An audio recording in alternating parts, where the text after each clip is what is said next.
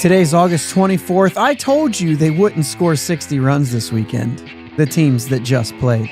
But the Bucs sweep the Rockies by a combined score of 18-1 still. Complete domination. You're listening to the Bridge to Buctober podcast.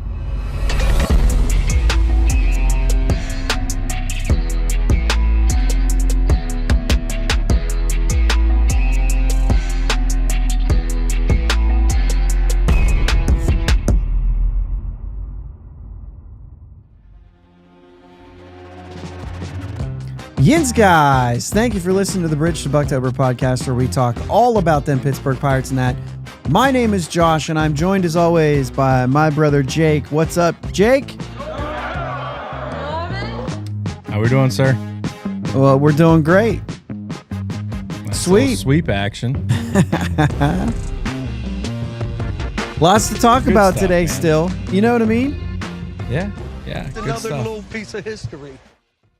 We've got a lot to talk about. I am feeling better. Thanks, Cheryl. Obviously a 3-game sweep, 18-1, as I said right there. We're going to talk about those sort of things. Bubba Chandler made his debut this weekend, and we talked about it coming up to it. Now we get to react to what we saw. Really pitching all weekend. Cruz and Altoona, home record. There's all kinds of stuff to talk about, Jake. Maybe even Jared Triolo. I don't know.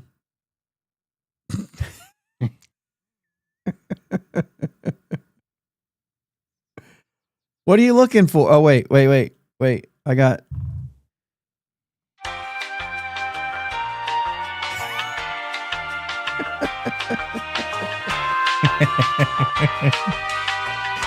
I mean, great job, buddy. Good series.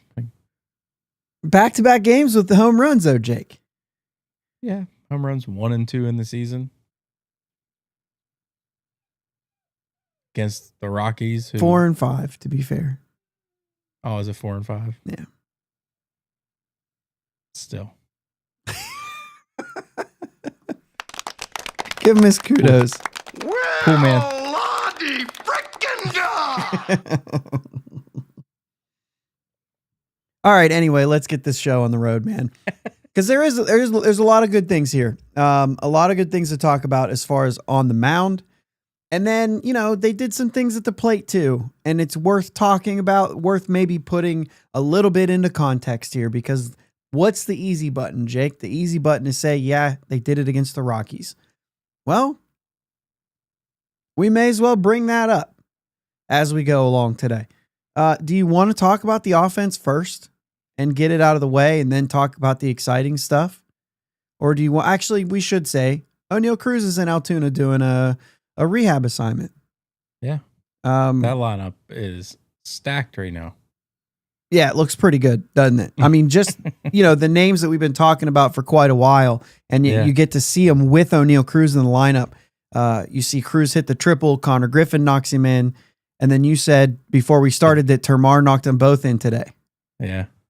So, yeah, I mean, that's obviously, it's like a little preview of what you would hope happens, right? That you would get these guys who are in Double-A right now up here playing at the same time as O'Neal Cruz. Yeah. That's it. Yeah. I don't know what else you want me to say about that. I mean, that's a... Yeah, what do you we guys hope think? that. Anybody in the chat, have you guys gotten an opportunity to watch any of these games? Have you been out to Altoona for anybody that might live close to there to see it? Obviously, I know that there's been a lot of people to make the trip or to get out there to see Connor at least. But I'm curious to know if anybody this weekend has seen O'Neal Cruz there or anything like that. Cheryl says that they heard that Cruz hit a bunch of homers into the roller coaster in BP, which is not surprising. But yeah, Cheryl was there to see Connor Griffin. I know that Gary and Jim from the fan forum went out to watch, and so Nice. if you wanted to check those, they kind of reacted to that. It's worth a watch. Their last show where they talked about it. So it's really interesting to hear their perspective and what they watched and what they saw and all that stuff. So I watched parts. I've watched parts of all these games. I haven't been able to sit down and watch the whole thing. Martin says he watched the games on TV. I mean, the Connor Griffin stuff alone is exciting, but then like just an opportunity to see him next to O'Neal Cruz, and you know what I mean. What can And maybe I'm like injecting here. Maybe I'm analyzing too deep, thinking too much about it. But like, what can Connor learn from O'Neal, and vice versa? Because, you know, sometimes you get to the show and you do these rehab assignments and you see how hungry and how like motivated these young players are. And it might kind of light a fire underneath you. Like, man, have I been taking things for granted a little bit? And I say that, I'm not saying that about O'Neal and like any of these guys who get an opportunity to go down. You wonder what kind of impact that has on maybe their attitude when they get to see guys who are just, you know, grinding. Exactly.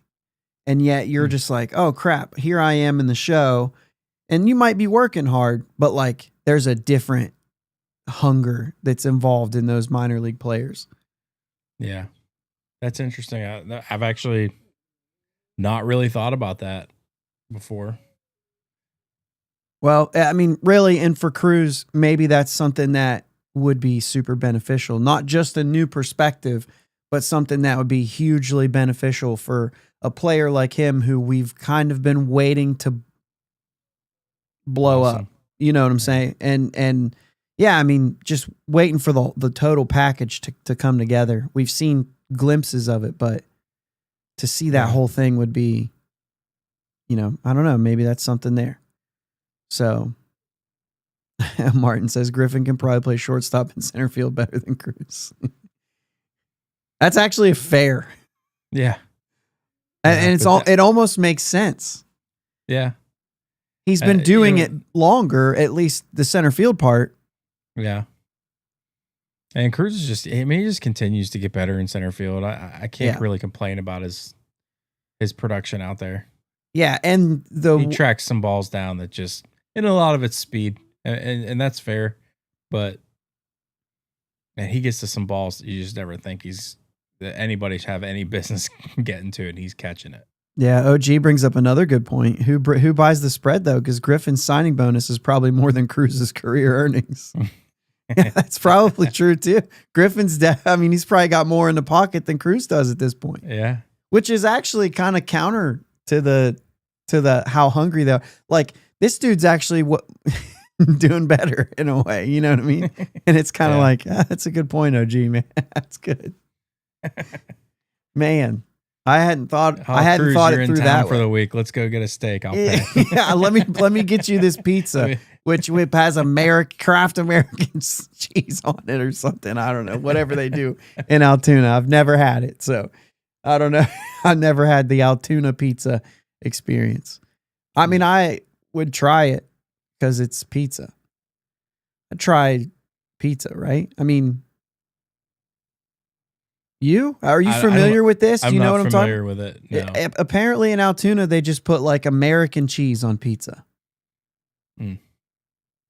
That's interesting. Just, I don't know if there's the regular cheese and then they just throw pieces of Kraft singles on it or what they're doing, but I've seen pictures. I don't think I'd like it, but I'd try it. I've seen some weird things with pizza, man. Ashley used to work at the swimming pool and back home when we were in high school, and she'd put nacho cheese on the pizza. Like just pour it on top of it, spread it around, and eat it. I mean, okay, that's cool. Yeah, not for me. I'm out. Do it to it, man. That's all I know. Mm-hmm. To each their own. That's right. Hey, so long as you're eating pizza, we're on the same team. That's the way I look at it. That's true. All right. So, that's good. Let's talk. I guess the Pirates are 39-30 at home. And we talked about this a little bit this past week. And then they sweep the Rockies, and that just separates even further. I don't see how this team goes below 500 at home. Bro, I'm sorry. Uh-oh. That looks awful. I just Google him. Oh, you just Googled it. Yeah, put it up there. That looks awful. Am I in there? Yes. Oh.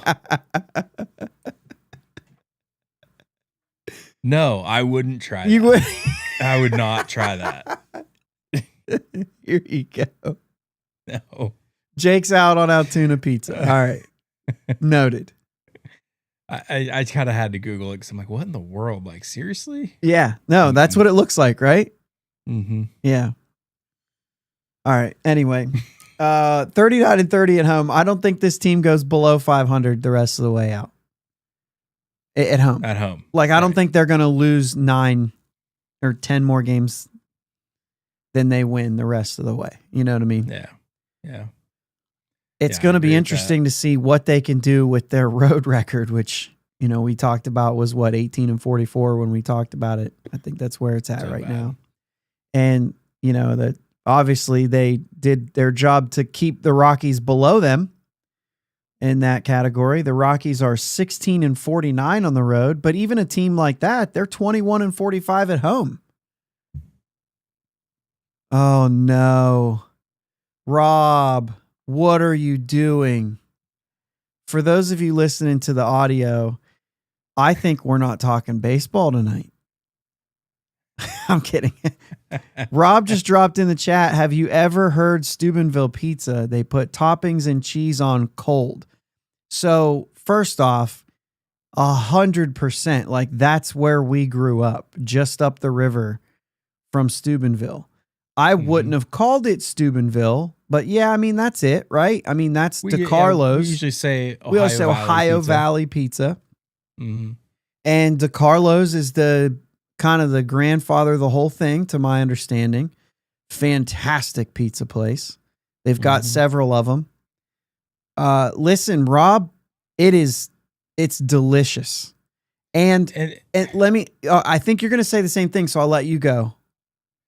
To be fair, they cook the dough, they put sauce on it, they cook it again, they pull it out, they put all the toppings on, they close the box, you're done.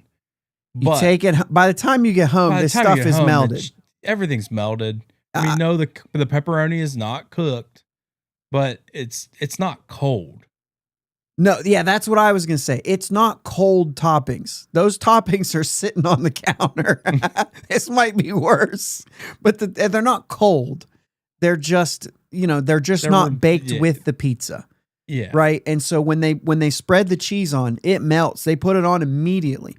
Here's the best part about it is that you can walk in and say, I want 2 pieces of pepperoni. I want 2 pieces of pepperoni and something else. I want 3 pieces with just cheese. I want this one. And then, by the way, throw some extra cheese in the bag for me to take home so anybody who wants extra cheese can DIY. Yeah. And it's fantastic because then you get the melted cheese with some of the ones you sprinkle on it. It is so much better than what you think. And also, this pizza goes into Pittsburgh. I mean, I've heard from people that aren't anywhere near this area who say, have you seen this pizza in Pittsburgh? And I have to tell them like, well, I mean, there's some of it in Pittsburgh, but it's mostly, Ohio Valley that's doing this. Listen, the pizza's fantastic. Now, I will say we grew up with it. Right. So it's going to taste. If I grew up with Altoona pizza, I would probably feel the same. Yeah. I don't know. That's brutal. I don't know about that one. I think that one's a little far-fetched. But no, the Ohio Valley pizza, the DeCarlo's and all the different ones like Bruno's and Iggy's in Toronto and Ohio Valley Pizza Company, which is a newer one, and there's a ton of just mom and pops that are all up and down the river there. They're all good. Some of them better than others. But yeah, it's really good. Yeah. And it's buy it by the slice. Get whatever you want, put it in a box. By the time you get home, it's all melted. You're fine. You could have that or not. It's crazy good. Yep. So, all right. And it's square. And it's square pizza. I don't know. It's like a Sicilian crust too. So it's a thicker crust. It's crunchy. It's a different vibe. Super good. I mean, I'm not hating on other pizza for sure. Like No. one of my favorite pizzas ever is Giovanni's on 6th Street. So, Mhm. you know what I'm saying? Like that's just, but I also like this. And I'm in Central Ohio now, and they do all the little thin, tiny little crust round pizzas and cut it in squares. They all do. Yeah. Yeah. So anyway, it's good too. Listen, I like pizza. I do. I like pizza a lot. I like pizza, Steve. I got a wallet. I can drive a car. I just had pizza today from Tom's Extreme Pizzeria down here. It's good stuff. I always have to order their quote unquote thick crust because it's hand tossed. Okay. Their regular crust is super thin. But Everybody in chat, throw your favorite pizza in the chat. We'll keep talking baseball, but I want to see where your favorite pizza place is. I think Rob's probably gone. We probably said, don't hate on this, and he bailed. So Rob's not in the chat anymore, I'm sure, because he's like, have you ever heard of this abomination? And we're like, it's awesome. All right, Good let's talk stuff, offense, man. Jake. Jared Triolo hit a home run in back-to-back games. The Pirates scored 18 runs this weekend against the Rockies. Martin Donato's, there we go. that is a solid There one. we go. I haven't had Marion's in Dayton, no, but Donato's is good. That's the Columbus, right? That it's made in founded in Columbus. So anyway, yeah, I'll keep throwing pizza places in there as people mention them. As OG mentioned, Marion's in Dayton. I haven't had that, but now I'll think about it when I'm there, if I'm ever there again. Yeah. But I'll be like, oh, I've heard of that. Let's get it. What do you say? 14 hits Friday night, 11 more Saturday, just 6 hits on Sunday, but 4 runs all in the 4th inning. That was all the scoring that was done. And that's it. Oh, there you go. I used to like Flyers in Columbus. OG says Marion's is like Donato's, but better. There's a pizza place in the town I live in called Ron's Pizza. And right on the box, it says best pizza in town. I don't know how you argue with that. So, and we have a Donato's in town too. So obviously Ron's is better than Donato's as well. Congratulations. Congratulations. You did it. We landed on the moon. Oh man. Okay.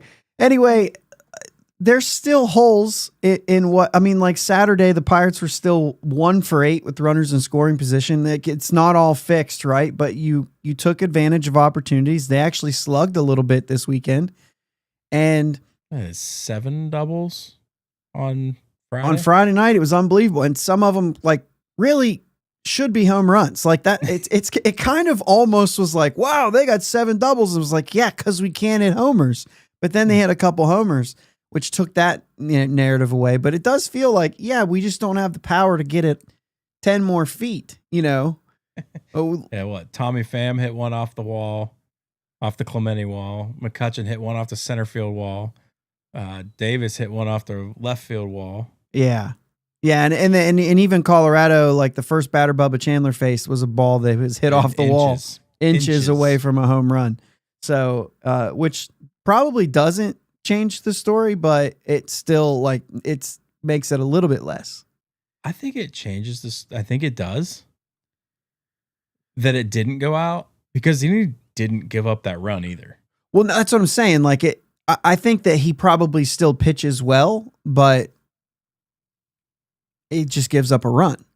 It'd be like Oviedo's start the other day, leadoff homer, and then he was dominating. You know what I mean? So like you can still talk about it, and you still, we're all capable of saying like, yeah, he gave up a home run to lead off his career, and then you laugh about it and say he settled in and did good. You know what I mean?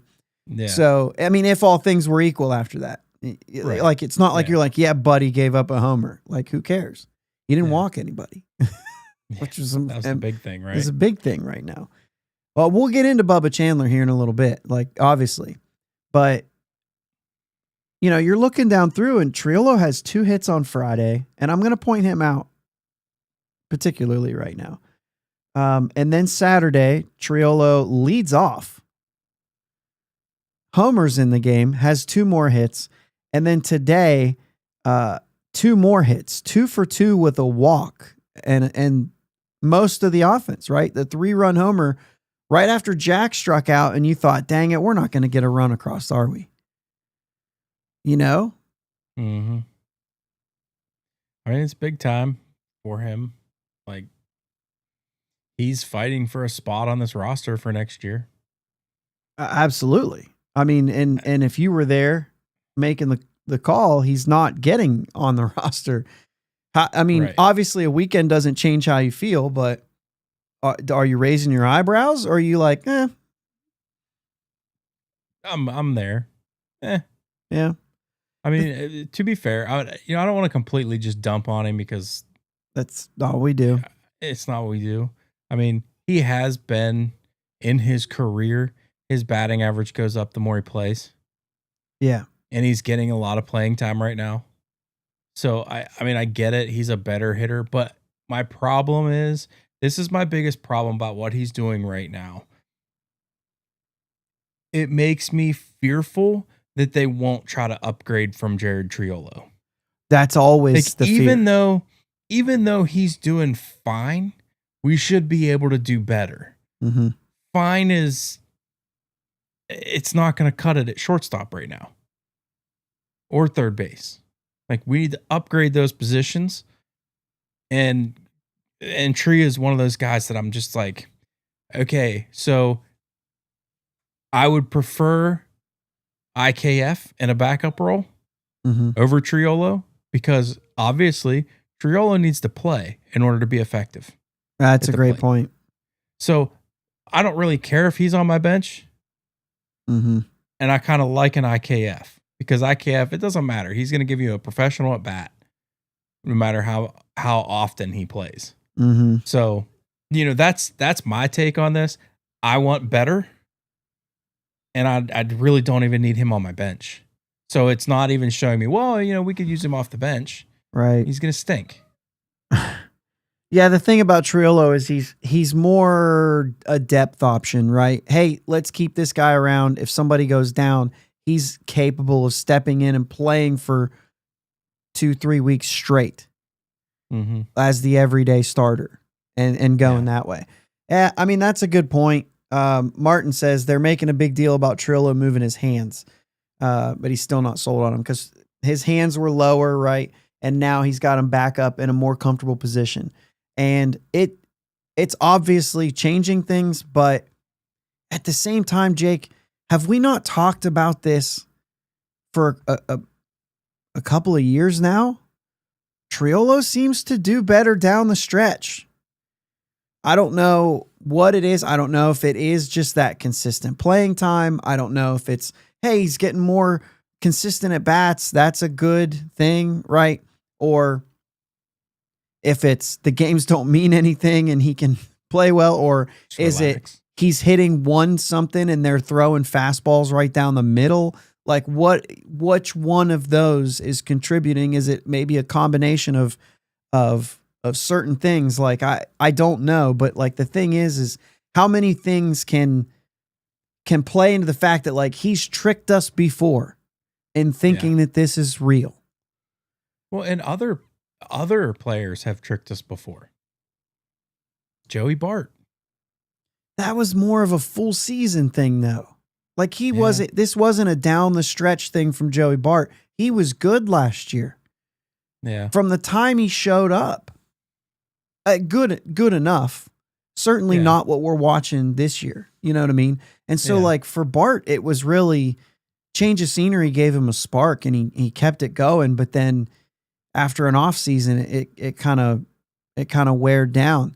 But you could make a case for Hayes in 2020. I don't know, because he had another season where it was like pretty good. You know what I mean? And so like there was still, I think Hayes really, the back became an issue at the plate.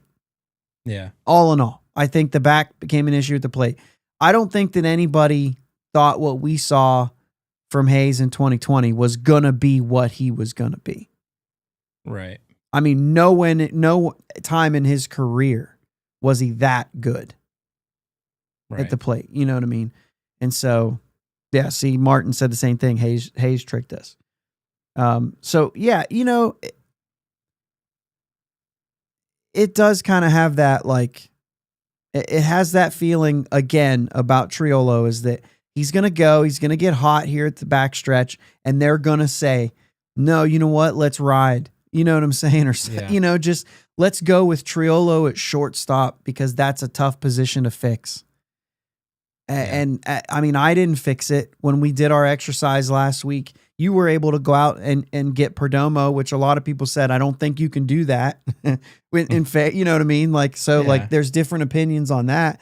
And I don't know, man. I feel like there's those kind of guys that just do something at some point and you give them another chance. You can't rely on that moving forward.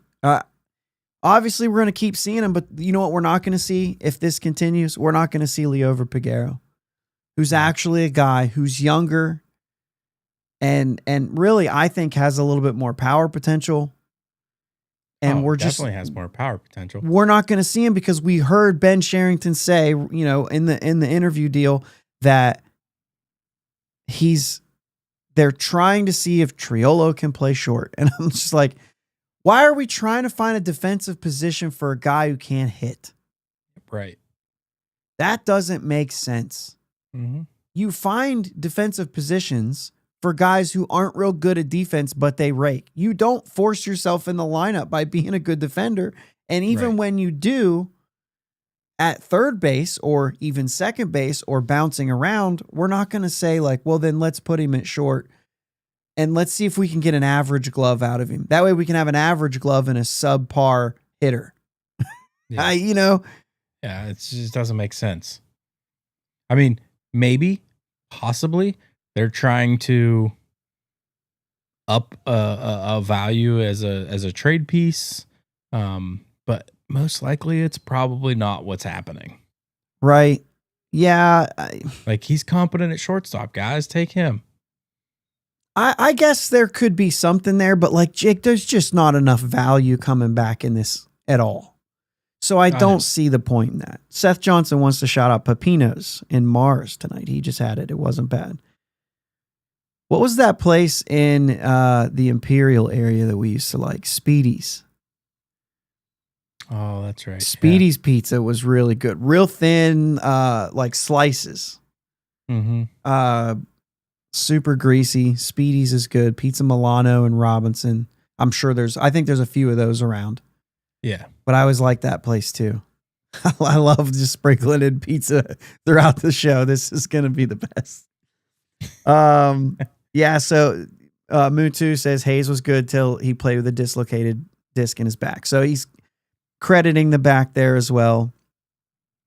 Cheryl bringing up Jack Swinsky, which is good too, because he's getting a lot of playing time. He's the best center fielder we have on this roster once Cruz is out. He's been doing fine out in center field. What he hasn't been necessarily doing fine at is he played Friday and Sunday and went 0 for 7 in the combined games. Canario got 2 hits on Saturday. So,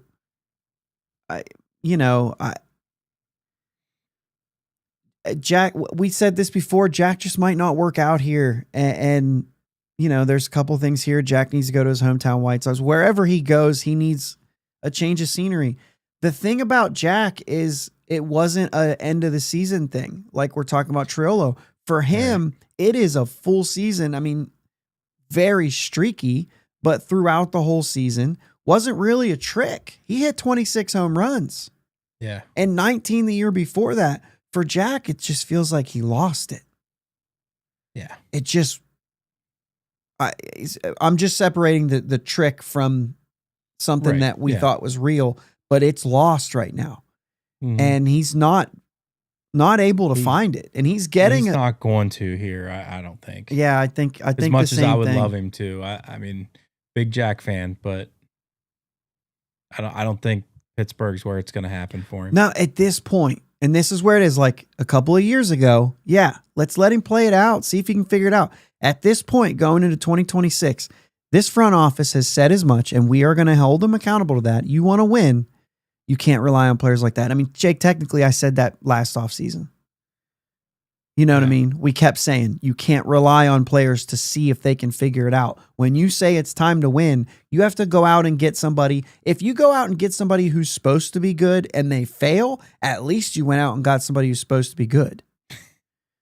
You know what I'm Right. saying? Like Yeah. that's the thing is they don't want that risk. They want to just say, let's just see if this guy can figure it out. You can't do that for a full lineup or you're going to end up with what they have. Exactly. It's not there. You went out and got Tommy Pham and you said, let's see if he can somehow. This is his, what'd you say, best season since 2017, I think. Yeah. I mean, that's not, it's I not think like, he had one other season where he was at a 1.5 WAR, but he's at a 1.5 WAR right now, and that's the highest since 2000. are you F4B war? What are you talking about right now? I think I was on Fangraphs. Okay. Baseball Reference might even be higher because they value defense the way that they do. And I've said this before. I think left field at PNC Park actually boosts your defense for whatever reason. You know, we've talked about it a couple different times. Tommy Pham right now 1.8 B WAR, and so there's a little more defense pushed into that into that WAR number. So it's going to be a little bit higher because of that, but it's not there. Do you have his career numbers right in front of you? I can. Mutu says so far back to Triolo, -1 outs above average. And is that fielding range value? -1 fielding range value is short so far for Triolo. So like also not great. Yeah. Yeah. So just comparing B WAR because that's what I had open, and I'll hide the partial rows here. 1.5 in 23 with two different teams. 1.5 in 21, and 2019 actually was a 3.9 WAR. 2017 was the 6.3. That was like his outlier of a season. Yeah. So this is his Maybe I best said since 2019 2019. Yeah, last time. you might have said 2019. I So- remember the 3.3 or whatever. Yeah. And he's not there, right? And I don't think he's getting there. I still think he No. gets released by the end of the month. He's going to be put on waivers and let somebody else pick him up, I think. Are you disagreeing with that? You think Sherrington's buying it? I don't want to say yes. I don't want to say yes. But you think so. I have a feeling. Yeah. Okay. Martin asked earlier, how much will IKF cost as a bench guy? He's making 7.5 right now. He won't ask for 7.5 again. No. I think as 5 you, mil. yeah, I mean, I think 5 million, 6 million probably is a decent number for a bench player, even in Pittsburgh. Like we talk about this all the time, right? Key Brian Hayes was making $7 million. Like that's a bench player money. Yeah. So it's fine. In Pittsburgh, they're a little more particular about that. You typically don't want to pay that for a guy that's going to be on the bench. You'd rather allocate that money towards a starter and use young players coming up as your bench players. So I could absolutely see that route as well. Although they really like IKF, and I wouldn't be surprised to see him take $5 million. I like IKF too, but I just like him as a backup. I like him as a guy who can play everywhere at any point in time. He gets a day. Let's go. And I don't feel bad about him being in my lineup. Like, it's just not like, well, I'm going to use Triolo because we know even if he's not playing all the time, he's not good. So if he's not playing all the time, he's not good. He gets thrown in the lineup today, and it's like, ugh, it's a glaring hole in the lineup. You insert IKF for your starter, and you're like, it's fine. We'll be all right. Yeah. We'll get through a game. Yeah, I agree. The rest of the offense, a little bit here and there. Let's put this into perspective a little bit and move on to pitching, okay? Mhm. Because I think, and this is where we'll kind of talk about the difference between the two.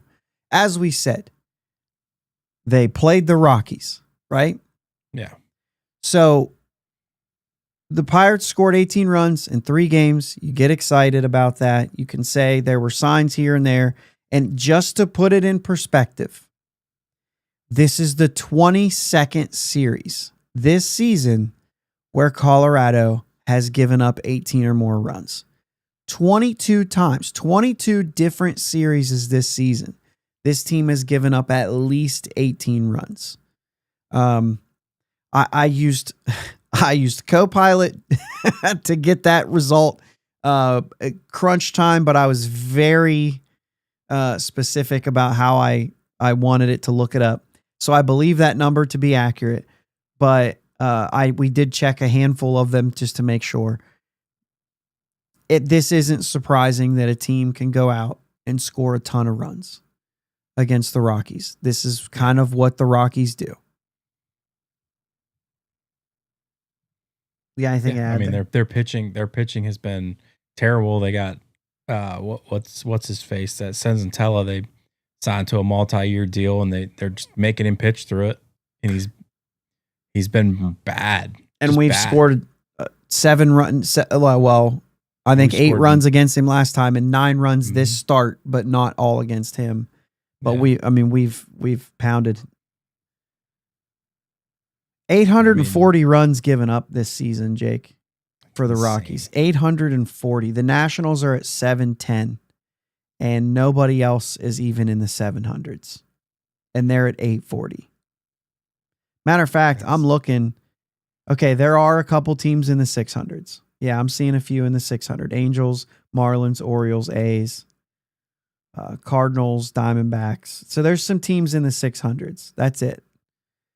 And you're talking about 840 runs. Their run differential right now, Jake, is minus 349. That's incredible. 349. The next worst to that is minus 153 from the Nationals, which is really the floor, which should be the floor because the ceiling, I think, is 150 plus. 105 plus from the Red Sox. Brewers are 159 plus. So, like, the complete opposite that is Washington, and then there's a 349 in the Rockies. There's a little bit of this is who we played, right? But we lost the series to them in Colorado, which was a wild series, just absolutely bonkers, off the rails series. You'll have that every once in a while, and I chalk that up to that was bizarre, right? Yeah, and then. And you lose that series, but then, you come into this and the Pirates are who they are. They're not a great team, but we think they're better than their record shows. And this is what better teams do. Right? They take care of business. Especially at home right now. Right. And I guess that's, part of the point. Yeah. Yeah. Crazy, man. Yeah, so 840 runs. Now, I'm gonna pivot for 1 second here. Yeah, go ahead. We're talking about how we fix what's going on in Pittsburgh. Could you imagine trying to fix what's going on in Colorado? Like it's atrocious. It's a train wreck. Yeah. They went out and tried to sign a big free agent, and he hasn't even hardly played. And Chris Bryant. Mm-hmm. Like it's been a complete failed contract, and it's devastated the whole organization. So it's tough, man. It's crazy.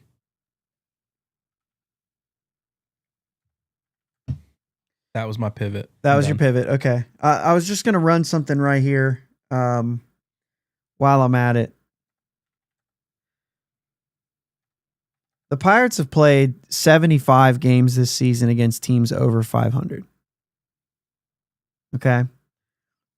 And they're 28-47 against those teams. They're not there. They've played 56 games against the rest. And, I have to try to do this math slowly. So bear with me.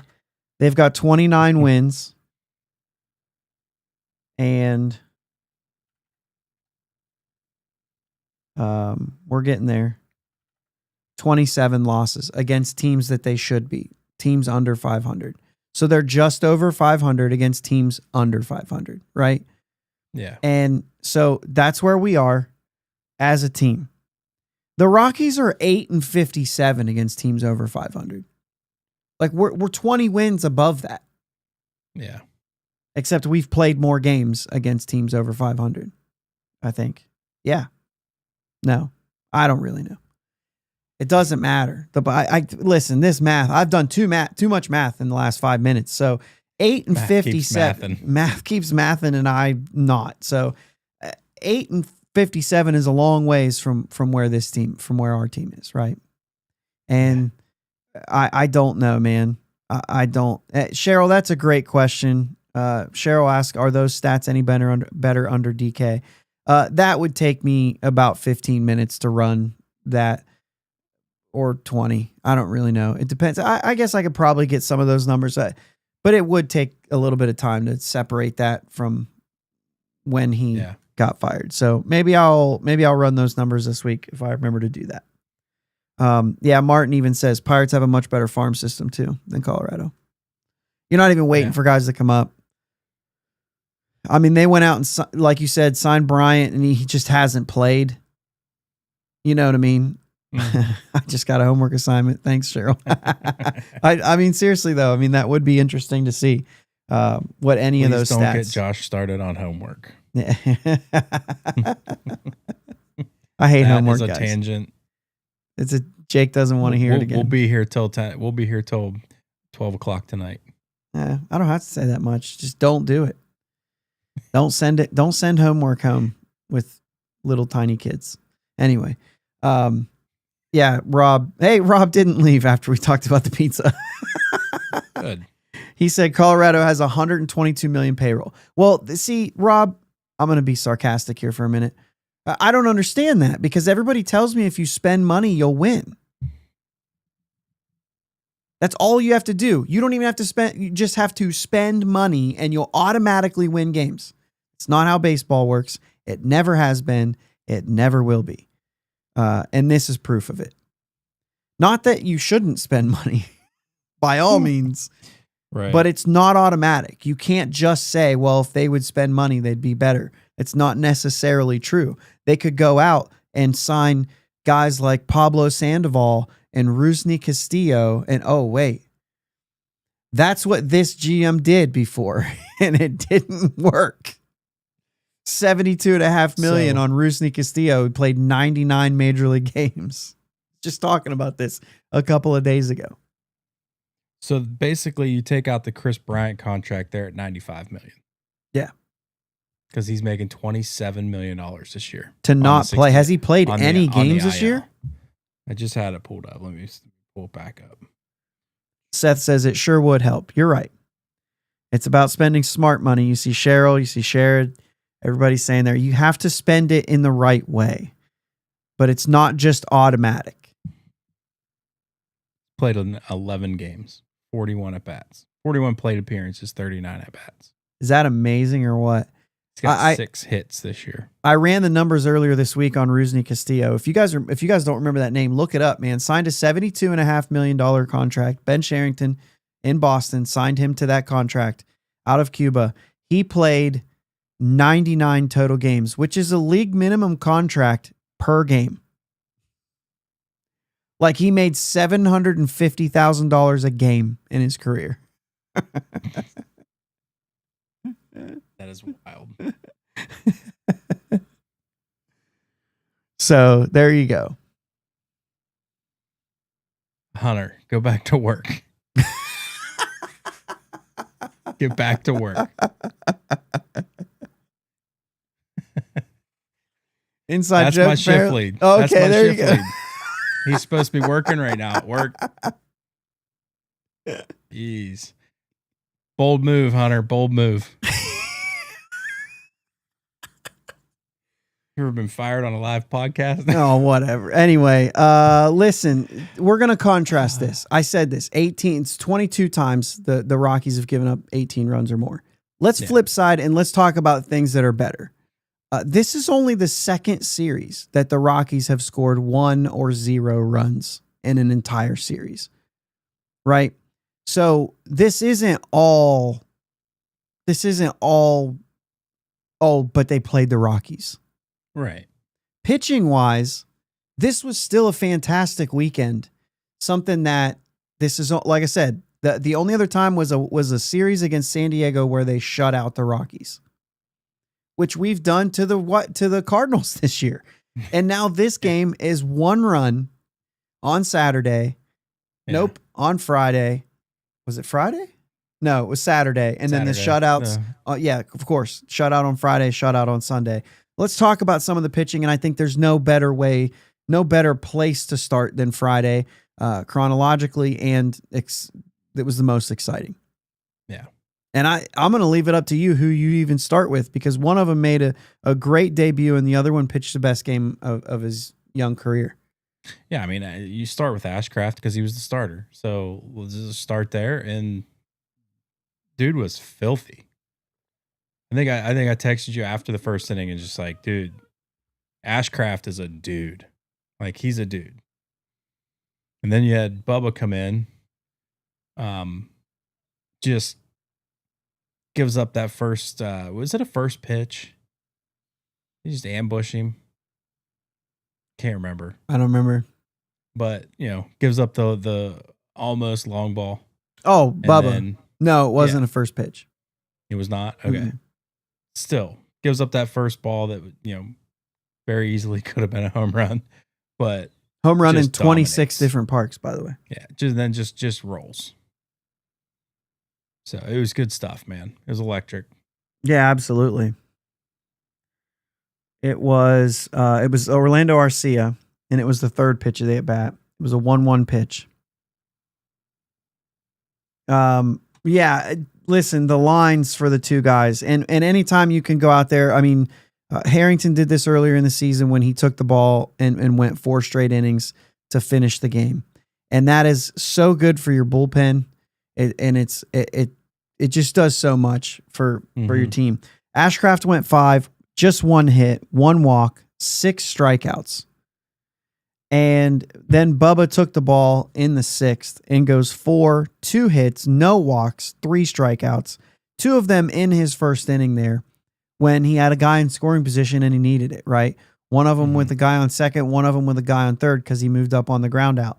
And so, like, 100 on the paint and then getting a guy chasing upstairs on 100 and technically 99.9 paint and then 100.4 up top. Still got one of them with 100, but you'll give him credit for both. Yeah.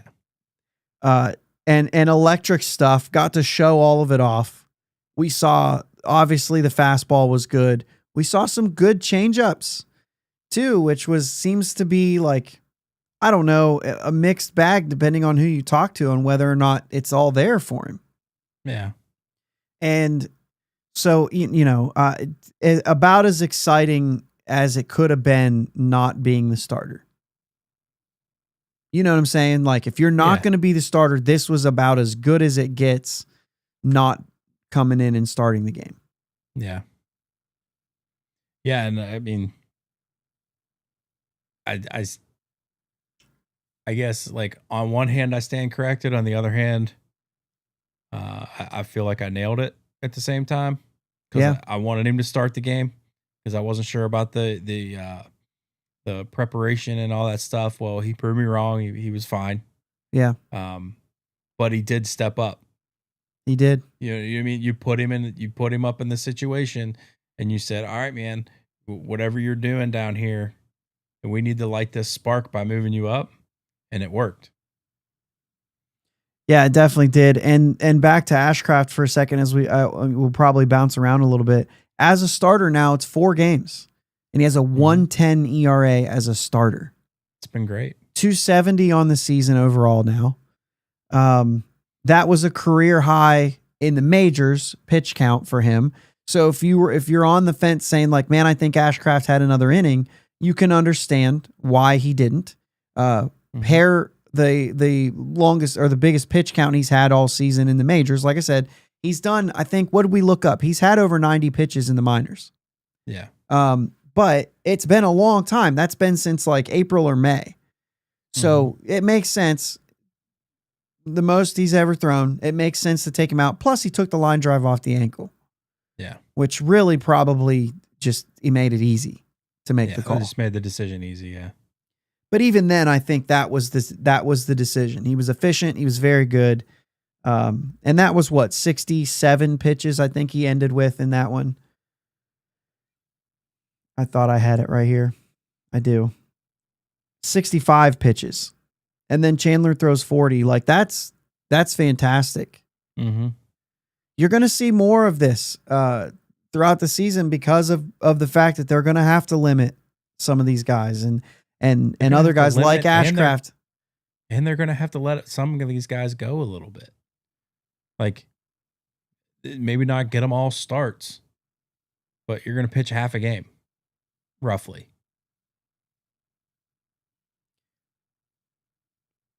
I'm sorry. Okay? Yeah, I'm sorry. What do you mean? Pitch half a game? Like that's what he did, right? Like 2 pitchers. Oh, yeah. Yeah, we had 2 pitchers. And it's like, hey, we can't get you a start because we got a guy that we want every 5 days. We're not going to move that stuff around. And we also don't want to mess up everybody else's routines, rotation stuff. But hey, we're going to go split this game in half, basically. Mm-hmm. The starter is either going to go 4 or 5, and then the back end goes 5 or 4. Yeah, like you saw on Saturday, where Mike Burrows goes 4 innings, 2 hits, 1 walk, 5 punchies. Like, that's still a great outing. It's only 4 innings, though. And he went 57 pitches, only 4 innings, but still, this is a guy coming, this is a Tommy John guy that you have some concerns with too. And then Majinski comes out, throws 2 solid innings, has 5 strikeouts. It's only 2 innings, right? Majinski only goes 35, so he's still available, a few days later. He didn't have to go all 4 innings to where it's like, okay, this is still a real bullpen option. And the rest of the bullpen was good. Ramirez gave up the only run in the series, a solo homer in the 9th inning, right? Brenton Doyle, solo homer, 9th inning, or else we could have had another 3-game shutout, which would have been crazy again. Yeah. Just a lot to like. One of only 2 players I like on the Rockies, like as a player. Yeah, like he's a good player. Doyle and I like Tovar. Okay. Those are 2 good players. No Freeman. I don't know. They've got some guys. The catcher Goodman. I mean, he's a hitter. Mm. So I mean, like I said, the offense isn't all that terrible. Yeah, it's mostly the pitching. She's just so bad. But their offense isn't great. But it's mostly the pitching. I mean, imagine, Jake. Let me look at it real quick. I mean, Brenton Doyle right now, he's only in 247, but he's got 14 homers. So that only one guy on our team has 14 homers. Yeah. So there's a little bit there. Martin says he likes Moniak too. Moniak's had like a wild ride, right? Top prospect in Philly and then just like totally bombed and then kind of, I don't know, comes up to that. So I don't know that yeah, man, it's really just pitching in Colorado. I don't know how you fix that. It's no matter what they do. Yeah. It's like you have to have you got to figure out exactly what types of pitches work best in Colorado and just get those pitchers and then worry about the road on the road. Kyle Freeland. I mean, this is a guy who's been good. In 3-13 with a 5.31 ERA right now. Yeah. Man. It's tough. Anyway. And then you go to Sunday, Paul Skenes, another game where, I mean, the Pirates are rewriting this whole thing, right? They're rewriting this whole thing. They're scoring runs when he's on the mound now. Mm-hmm. Most every start for a better half of a couple of months. They score 4 in this one. They've now won more games than they've lost with Paul Skenes on the mound. Right? So we can erase all that. I think how many starts is it? Are they 14-13 in games that Paul Skenes starts now?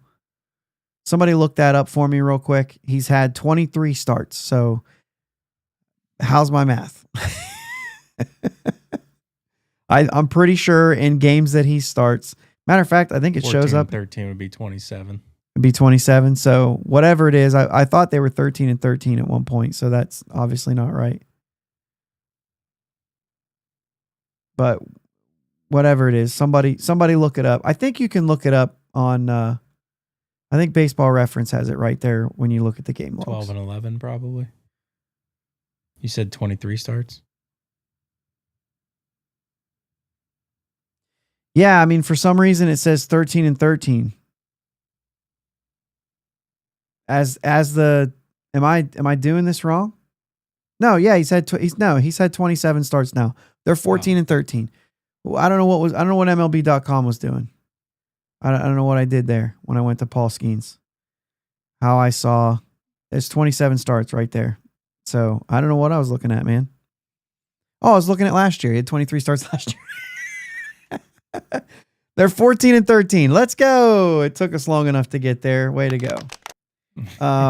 Anyway, let's go ahead and erase it and see how he finishes it up.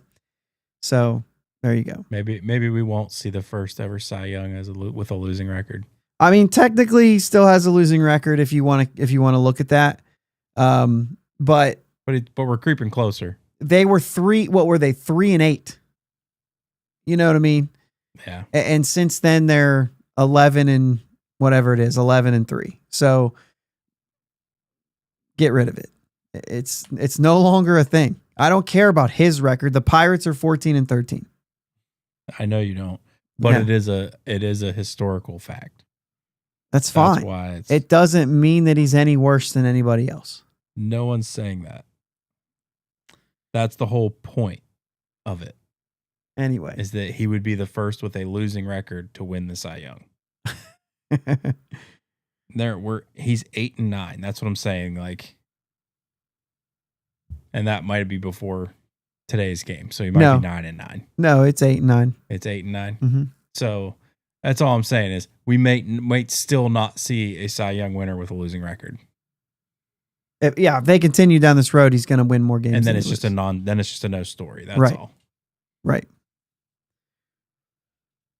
Well, maybe it'd be okay if he had a losing record, just so we can erase it forever. And I think moving that's forward, not erasing history, just moving forward, just saying like, guys, let's not even look at this anymore. What are we doing? What are we doing? Still, it's I don't know. There's still something about getting your 100th win and 200 wins. There's something to be said for it. It's also something to be said to be Paul Skenes and have a 2.07 ERA so 100%. far this season and a 2.02 in his career. Seth wants to know, does Skenes get his ERA back under 2 before the end of the season?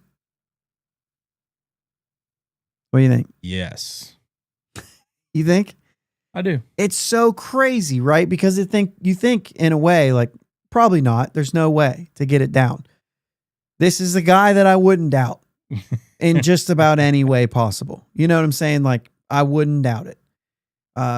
Look and see who he lines up against. I mean, what if he's actually fortunate the rest of the way out and he just has, he doesn't have to face the Brewers again. He doesn't have to face, you know what I'm saying? Of course, he probably wants to face the Brewers again. Yeah. Knowing him. So let's wrap it up here. All this saying, dude, we've questioned recently in the last, month or so, going into the deadline and all these things, we've questioned, is pitching really a strength of this team? When you started to look at like, well, they're going to have Skenes and Keller and then a hodgepodge of starters that we don't even know, and Heaney's bad and Falter's bad, and we don't actually know. Well, I mean, with all the talk that we've had with all of our prospects, kind of did expect it to still be a strength. But there's been some questions about expect. that. Well, especially like thinking about Bubba struggling in AAA, Harrington not coming up and being the guy that you thought he was going to be, right? Oviedo was still injured when we were still having these discussions saying like, I'm not sure. We don't know what Jared Jones is going to be when he comes back. And there's a lot of fear. Like if you trade Keller, I don't know that there's a strength here. I think we're fine. Yeah. there's a strength and it's even deep. Yeah. And I think that's where I go to, like, Majinski, to me, like, if he's not in the rotation, he's in the bullpen. So that kind of erases some of that depth, but he could go back into the rotation. But you run into that problem was like, yeah, but once he does, he's kind of 60 to 70 pitches max. And so there's, there's a problem there. But the rest of these guys, and you talk about Harrington and, I don't know, because Ashcraft probably goes to the pen too if he doesn't crack the rotation, which as you're watching the games right now, I don't know how he doesn't. Right. But this is what it looks like, right? But this is a strength. And so I don't know where you go from, like, when you're saying, can we really afford that? Or in our thing last week, you traded Bubba. I did not trade Bubba. Who did you trade? Oviedo. Bubba in our, you traded Oviedo. Oviedo. Yeah. And so, like, you go in and you trade one of these guys away, and you traded Oviedo and Keller, didn't you? Oviedo and Keller, yeah. So, like, you said, I'm going all out, and it's like, man, that starts to look. Trade somebody this offseason. Whoever has the highest value, other than Paul Skenes, obviously, whoever has the highest value and gets you a thumper in the lineup, one that's consistent and reliable, like a Wilyer Abreu, like, you know what I'm saying? Whatever that looks like, whether that's, you mentioned Perdomo, you lock up shortstop, whatever it is. Do something like that. And all of a sudden, it's like, it's not like you're not allowed to sign a free agent. Right. Go get your guy, your 1-year deal. I mentioned Merrill Kelly on mine. I went out and I got Merrill Kelly. As a 1-year deal guy, do it. Mm-hmm. You know what I'm saying? And that's why I'm like, man, I think there's a strength here for sure. And I think we're seeing that. And we'll continue to see that play out. Not that they won't take their lumps, not that they won't struggle at any moment. But like you saw, they weren't hanging curveballs to the Rockies and getting away with it. Right. They were nails. No, they were, yeah. Yeah, it was execution of every pitch, except one. Yeah. So, I mean, it's one big mistake. One big mistake. I still need to get that clip too. All right, let's check a couple of the chats here before we go. Vince is asking, is Santana the closer next year? Jake traded him in our exercise last week. If you didn't listen to that, that's a fun one. Go back and listen to it. However, yes, I would say Santana's the closer next year right now. I don't see them needing to make that move. Obviously, if something happens, then Jake, I think, put Majinski back there. I don't. But you could also sign somebody for that too. Yes. The answer is yes. Until he's not. I think Nicholas is a guy that could possibly end up there as well. If Nicholas if he can get rid of the walks, I'm there. Cheryl, yeah, I guess I am saying trade Keller, but the thing is like it might not be Keller if he struggles. The reason why the reason why it's best to be Keller is because you also save a lot of money in the process. And when we're talking about going out and getting guys, both me and Jake signed Eugenio Suarez. And that's going to cost money. Yeah. And so trading Keller helps us do that. And it's there, you know what I mean? But yeah, I mean, there's going to be more. Martin says, hopefully a few years from now, Seth Hernandez will pan out too. And there's more in between that. We just we're hearing the names that are there that come up and they're on the cusp, but there's other guys too. Yeah. Right. I mean, Solomito could turn it around. We liked what we saw from him. That could get better. There's probably some guys who've had some injuries or whatever could come back from injury and be strong and things like that. But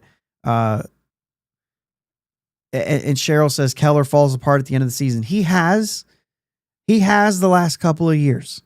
August is a tough month for Mitch Keller. He's proven that. That doesn't mean he can't figure it out and close the season well. And if he can, then I think the trade regains traction a little bit.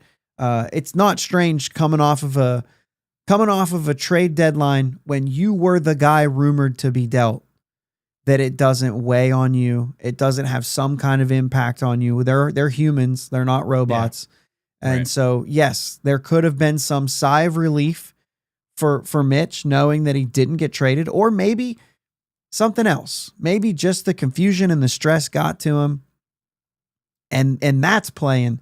But it just seems automatic that August is a tough month.